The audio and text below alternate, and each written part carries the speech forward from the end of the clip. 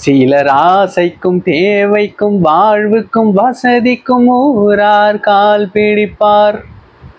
ஒரு மானம் இல்லை அதில் ஈனம் இல்லை, அவர் எப்போதும் வால் பிடிப்பார். பாதியார் பாட்டு. இன்னைக்கு இருக்கிற நிலைமையில ஒருத்தருக்கு கச்சிதமா அது பொருந்தது அப்படின்னா, சமீபத்தில் ஃப்ரெஷ்ஷா டிஎம்கேல சேர்ந்திருக்கக்கூடிய முன்னாள் தாவேகா உறுப்பினர் வைஷ்ணவி அவர்கள். நம்ம எல்லாருமே நிறைய பேசணும், நிறைய விஷயங்கள் அவங்களுக்கு சொன்னோம், பொறுமை காக்க சொன்னோம். நீங்கள் அரசியலில் இன்னைக்கு நாளைக்கே நீங்கள் பெரிய ஆளாக இன்னும் நினைக்க முடியாது. நீங்கள் எதிர்பார்க்குற மீடியா லைட்லாம் கிடைச்ச உடனே உங்களுக்கு எதிர்பார்ப்புகள் எப்படி போயிடுச்சு அப்படின்னா, உடனே எம்எல்ஏ, உடனே மினிஸ்டர், அடுத்து அப்படியே தளபதி கூடவே அமைச்சரவையில் போய் உக்காந்துடணும் அப்படின்ற ஒரு எண்ணம் இருந்தது அப்படின்னா உங்களால் தாவேக்கால வளர முடியாது. 20-25 வருஷம் இங்கே மக்கள் பணி செய்ய வேண்டியிருக்கு. பொறுமைக்காருங்க. நீங்கள் ஏதாவது ஒரு விஷயத்தை ஸ்டெப் எடுத்து வச்சிங்க அப்படின்னா அது உங்களையே திரும்ப விமர்சனத்துக்கு உள்ளாக்கும், உங்களுடைய முகத்திரை கிழியும் அப்படின்றதெல்லாம் நம்ம சொன்னோம். கேட்கலையே. பல இன்டர்வியூஸில் அவங்களே சொன்னாங்க, நிறைய திமுகவினர் ரொம்ப கொச்சையாக என்னை விமர்சனம் பண்ணுறாங்க கமெண்ட்ல அப்படின்னு சொல்லிட்டு. இவங்களும் நிறைய திமுக செயல்பாடுகளை விமர்சிச்சிருக்காங்க. அது எப்படி திமிங்கலம் மே 3ஆம் தேதி இந்த கட்சியிலேருந்து விலகிறேன்னு சொல்லிட்டு 18 நாள்ல அடுத்த கட்சியை பார்த்து போறாங்க அப்படின்னா, அதுவும் நேர் எதிர் துருவத்தில் இருக்கக்கூடிய விமர்சிச்சுட்டு இருந்த கட்சியோட போய் சேர்றாங்க அப்படின்னா அப்படி என்ன ஒரு தேவை இருக்கும் அப்படின்ற கேள்வி நார்மலாவே வருது இல்ல. இது வரைக்கும் ஒரு 20-22 வருஷமா சின்ன வயசுல இருந்து குடும்பத்தில் இருக்கிறவங்க சொல்லி, சொந்த அம்மாவே சொல்லி திமுகவுடைய அருமை தெரியாத பொழுது இந்த ஒரு 18 நாள்ல எப்படி திமுகலும் இவ்வளவு மோசமான ஒரு திமுக, இவ்வளவு மோசமான ஒரு பாயாச ஆட்சி இன்னைக்கு பொற்கால ஆட்சியா கண்ணுக்கு தெரிஞ்சதுன்றதுதான் எனக்கு சுத்தமா புரியல.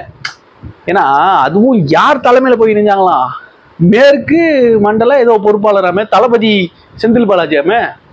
நேற்று வரைக்கும் 10 ரூபாய் செந்தில் பாலாஜியா இருந்தவர் இன்னைக்கு டபால்னு எப்படி தளபதி செந்தில் பாலாஜி ஆனார்ன்றது புரியல, மர்மம் தான். நான் முதல்ல பாடின ஒரு பாட்டு இவங்களுக்கு கச்சிதமா பொருந்துதா இல்லையா? நீங்க உங்க மேல 1000 விமர்சனம் வச்சாங்கங்க. தாவேக்கால நீங்க விலகிறேன்னு சொன்ன உடனே நிறைய பேர் கமெண்ட்ல சொன்னாங்க, நீங்க திமுகவுக்கு தான் போக போறீங்க, அதுக்கு தானே நீங்க இவ்வளவு பிளான் பண்றீங்க அப்படின்னு சொல்லிட்டு நிறைய பேர் சொன்னாங்க. நானுமே அவர்களுக்கெல்லாம் புத்தி சொன்னேன். சில இன்டர்வியூஸ்ல நானுமே நெறியாளர் கேட்ட கேள்விக்கு சொன்னேன், அது அவங்களுடைய விருப்பம். கண்டிப்பா அந்த மாதிரி சகோதரி எங்கேயாவது போய் சேர்றாங்க அப்படின்னா அவங்களுக்கு வாழ்த்து சொல்லுவோம் அப்படின்னு சொல்லிட்டு. ஆனா சத்தியமா எதிர்பார்க்கல மற்றவங்க சொன்ன மாதிரி நீங்க திமுகவிலேயே போயிட்டு இணைவீங்க அப்படின்னு சொல்லிட்டு. என்ன அப்படின்னா, நல்ல விஷயங்கள் நம்ம செய்வோம். சிலர் எந்த எதிர்பார்ப்பும் இல்லாமல் அதை செஞ்சுட்டு சொல்லாமலே போயிடுவாங்க. சிலர் சொல்லி அதை நிறைய பேரை செய்ய வைக்கிறதுக்காக வெளியே சொல்லுவாங்க. சிலர் அதை வெளியே சொல்லி அதன் மூலமா பிரபலம் அடைஞ்சு அந்த பப்ளிசிட்டியை யூஸ் பண்ணி எங்கேயாவது ஒரு இடத்துல ஒரு ஸ்ட்ராங்கான பொசிஷனை பிடிக்க போய் பார்ப்பாங்க. இதெல்லாம் ஒரு கேட்டகரி இருக்கும். நீங்க எந்த கேட்டகரின்றதை நீங்களே முடிவு பண்ணிக்கங்க. அதாவது ஆரம்பத்துல நீங்க உங்களுடைய அம்மையார் நீங்க சொல்றீங்க, திமுகவில் எங்கள் அம்மா 15 வருஷமா செயல்பட்டுக்கிட்டு இருக்காங்க, நிறைய சமூக பணிகள்லாம் செஞ்சுக்கிட்டு இருக்காங்க, நானும் அவங்கள மாதிரி ஒரு நல்ல ஒரு அரசியல் ஆளுமையாக வரணும், ஆனால் இந்த திமுக, அதிமுக, பாஜக இவங்கெல்லாம் இல்லாத ஒரு தூய்மையான ஒரு அரசியலை விஜய் அண்ணா கொடுப்பார் அப்படின்னு நம்பி நான் வந்திருக்கேன் அப்படின்னு சொல்லிட்டு ஒரு வருஷம் கூட உங்களால் தாக்கு பிடிக்க முடியல, பொறுமை காக்க முடியல. ஒரு செயற்குழு மீட்டிங்கில் போய் அட்டன் பண்ணிட்டு வரீங்க, கட்சியோட 2ஆம் ஆண்டு மீட்டிங்கில் போய் அட்டன் பண்ணிட்டு வரீங்க. அந்த பொதுச் செயலாளர் கலந்துக்கிற ஒரு ஈவெண்ட்டுக்கு கோவையில என்ன மேடை ஏற விடலன்னு சொல்லி போய் சொல்றீங்க.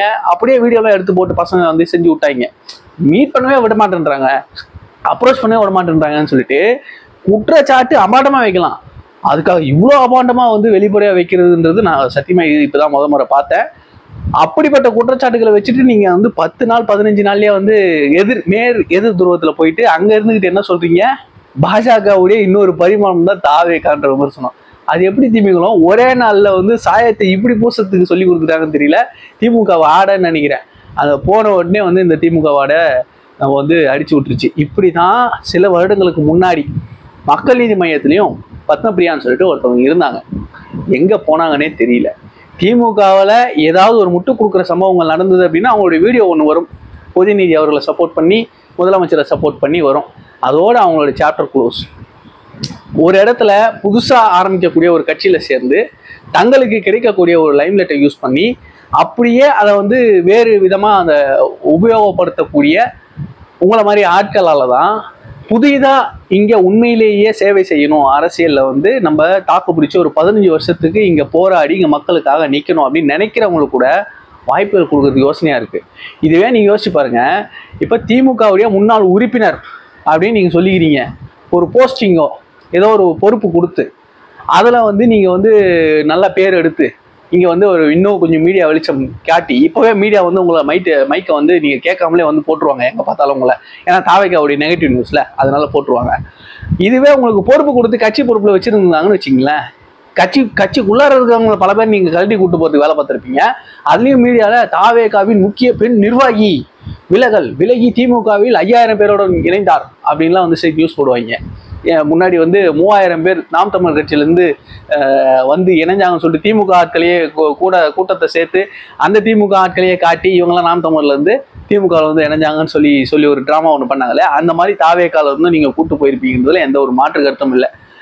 நான் உங்களை கிரிட்டிசைஸ் பண்ணோம் அப்படின்ற ஒரு எண்ணத்துக்காக நான் வந்து இதெல்லாம் சொல்லலை. நீங்கள் செய்யக்கூடிய இந்த தவறுகள் இருக்கு இல்லையா, வந்து பயணித்து ஒரு வருஷத்தில் நான் கேட்டதை கொடுக்கல, நான் நினைச்சதை கொடுக்கல அப்படின்லாம் வந்து உங்களுடைய எதிர்பார்ப்புகளை அதிகமாக வச்சுக்கிட்டு அதை உடனே நடக்கலன்னு உடனே ஒரு ஏமாற்றத்தை வந்து வெளிப்படுத்திட்டு இப்படி போறீங்க இல்லையா, இது உங்களை போல நிறைய பேர் செய்யணும்னு வந்தவங்கலாம் கூட இங்கே புறக்கணிக்கப்படுவாங்க. அந்த ஒரு வாய்ப்பு அப்படின்றது தாவேக்கால நிறைய பேர் கொடுக்கணும்னு நினச்சிட்டு இருந்திருப்பாங்க.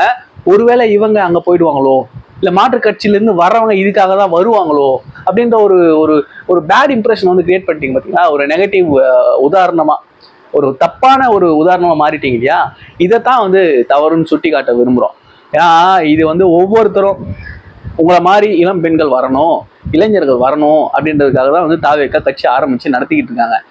அவங்கள நீங்கள் போயிட்டு ஒரு ஒரு தேர்தல் கூட சந்திக்காத ஒரு நிலையில் இப்படி வந்து அபாண்டமாக சொல்லிட்டு போயிட்டு எதிர்முகாமில் உக்காந்து எதிர்முகாமுடைய முகமுடியை போட்டுக்கிட்டு அவங்கள மாதிரியே பேசுறீங்க பார்த்தீங்களா, அதுதான் ஏற்றுக்கவே முடியல.